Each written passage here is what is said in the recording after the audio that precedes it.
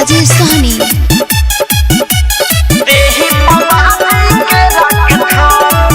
जनवरी में जन के हुकहरी बवाल हो नाही तो हो जाई बुरा कर हाल हो।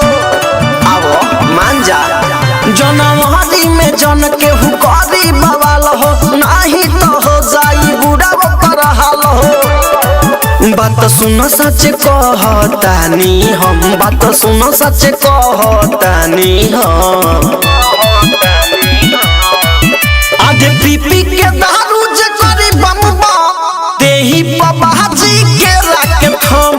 पीपी के दारू जे करी बम बम देही बाबाजी के राके थम। पीपी के दारू जे करी बम बम देही पगिरी के राके थम।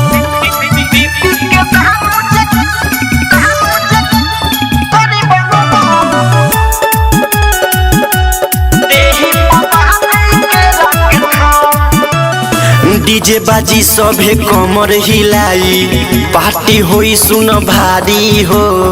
नया साल मनावल जाई करी के हुना रंगदारी हो। पिया जाई खूब पिया नहीं रही सहूर बोला जाई भाई सबके हैप्पी न्यू ईयर। अरे ना चल जाई सब भुलाई के गम, अरे ना चल जाई सब भुलाई के गम। पीपी के दारू जे करी बम बम देही बाबाजी के राके थम। पीपी के दारू जे करी बम बम देही बाबाजी के राके थम।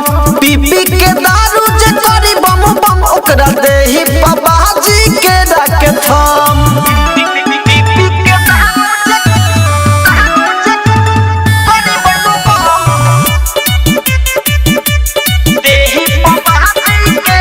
म्यूजिक बाय राजेश सहनी।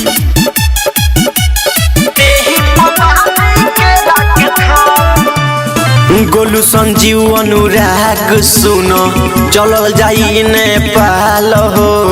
मुर्गा पियर सनी ले आई है मनी नया साल हो।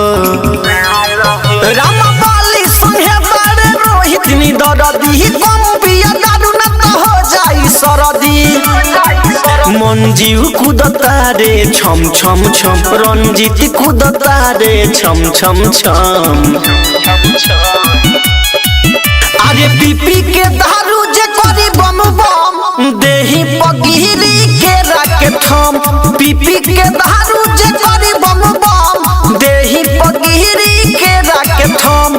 पीपी के दारू जे करी बम बम देही पगिरी के राके थम।